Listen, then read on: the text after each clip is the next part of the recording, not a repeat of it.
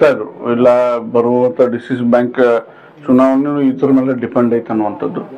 ಈಗ ಚುನಾವಣೆ ನಾವು ಗೆದ್ದಿದ್ದೇವೆ. ಅಫ್ಕೋರ್ಸ್ ಇದು ಒಂದು ಸ್ವಲ್ಪ ಏನೈತ್ರಿ ಪರಿಣಾಮ ಬೀಳತೈತಿ. ಯಾಕಪ್ಪ ಅಂತಂದ್ರೆ ಈಗ ಬೆಕ್ಕಿಗೆ ಗಂಟಿ ಕಟ್ಟವ್ರು ಯಾರು ಅನ್ನುವಂಥದ್ದು ಎಲ್ಲರೂ ಹೇಳತ್ತಿದ್ರೆ, ಬಟ್ ಈಗ ನಾವು ಆ ಒಂದು ಬೆಕ್ಕಿಗೆ ಗಂಟಿಯನ್ನ ಕಟ್ಟಿದ್ದೇವೆ. ಇನ್ನ ಏನ್ರಿ ಸವಾರಿ ಮಾಡೋದು ಒಂದೇ ಬಾಕಿ ಐತಿ. ಇನ್ನ ಬರುವಂತ ಡಿಸಿಸ್ ಬ್ಯಾಂಕ್ ಕೂಡ ಎಲ್ಲರೂ ಏನೇ ಮತಕ್ಷೇತ್ರದಲ್ಲಿ, ನಮ್ಮ ಮತಕ್ಷೇತ್ರದಲ್ಲಿ ಆಗಿರ್ಬೋದು, ಬೆಳಗಾಂ ಜಿಲ್ಲೆಯಲ್ಲಿ. ಯಾಕಪ್ಪ ಅಂತಂದ್ರೆ ನಾನು ನನ್ನ ತಂದೆ ಅದಾರಂತ ಈ ಮಾತನ್ನ ಹೇಳ್ತಾ ಇಲ್ಲ.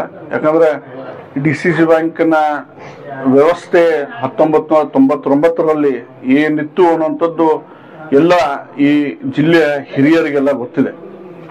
ಆದ ಕಾರಣ ಅದಾದ್ಮೇಲೆ ಇವತ್ತಿನ ತನಕ ಯಾವ ರೀತಿ DCC ಬ್ಯಾಂಕ್ ಬೆಳೆದಿದೆ, ಯಾವ ರೀತಿ ರೈತರಿಗೆ, ದೀನ ದಲಿತರಿಗೆ, ಎಲ್ಲ ಜನರಿಗೆ ಯಾವ ರೀತಿ ಅನುಕೂಲ ಆಗಿದೆ, ಎಲ್ಲ ಒಂದು ಇಂಡಸ್ಟ್ರಿ ಆಗಿರ್ಬೋದು, ಸಾಕಷ್ಟು ಬೇರೆ ಬೇರೆ ಕ್ಷೇತ್ರದಲ್ಲೂ ಕೂಡ, ಮತ್ತು ಅಲ್ಲಿ ಸುಮಾರು ಒಂದು 800-900 ಜನ ಕೆಲಸವನ್ನ ಮಾಡ್ತಾ ಇದ್ದಾರೆ. ಅವ್ರಿಗೂ ಕೂಡ ಎಲ್ಲರಿಗೂ ಅನುಕೂಲ ಏನಾಗಿದೆ ಅನ್ನೋಂಥದ್ದು ಅವರ ಹೃದಯದಲ್ಲಿ, ಎಲ್ಲರ ಹೃದಯದಲ್ಲಿದೆ. ಮತ್ತೆ ಎಲ್ಲರ ಹಿರಿಯರಿಗೆ ಗೊತ್ತೈತಿ ಯಾವ ರೀತಿ ಏನಿದ್ರಿ DCC ಬ್ಯಾಂಕ್ ಪರಿಸ್ಥಿತಿ ಏನಿತ್ತು ಮತ್ತು ಈಗ ಏನಾಗಿದೆ ಅನ್ನೋಂಥದ್ದು.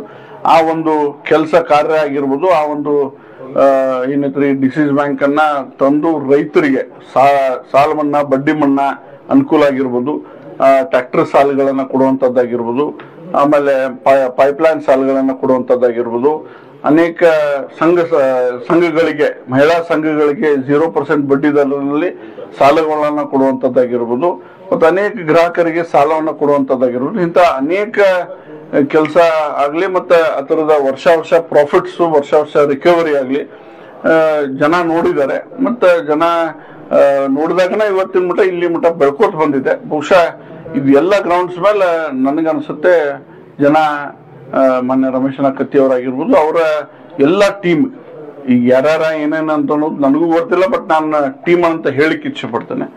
ಸೊ ಎಲ್ಲರಿಗೂ ಕೂಡಿ ಅವರೆಲ್ಲರೂ ಕೂಡಿ ಈ ಒಂದು ಮುಂದಿನ ಬರುವಂತ ಈ DCC ಬ್ಯಾಂಕ್ ಎಲೆಕ್ಷನ್ ಮಾಡ್ತಾರೆ ಅನ್ನೋಂಥ ವಿಶ್ವಾಸ ನನಗಿದೆ.